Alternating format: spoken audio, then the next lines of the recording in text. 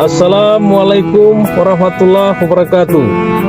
Selamat sore, mohon izin Kementerian melaporkan untuk tim BTT Lintas Timur bagian Barat melaksanakan pengamanan TP/TKP Laka Lantas di Jalan Palembang Jambi, Desa Tanjung Terang, Kecamatan Babat Supat, Kabupaten Musi Banyuasin, sekira pukul 14.00 waktu Indonesia Barat, antara satu Puso Nopol B9750 KXU dan minibus Toyota Innova Nopol B1434 BFT.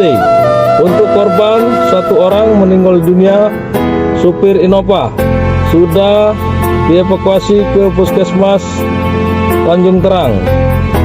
Saat ini sedang berlangsung evakuasi kendaraan Puso antisipasi kemacetan. Selanjutnya untuk olah TKP telah dilakukan oleh Satlantas Polres Musi Banyuasin. Demikian yang bisa kami laporkan untuk situasi saat ini. Lalu lintas berjalan dengan lancar. Wassalamualaikum warahmatullahi wabarakatuh.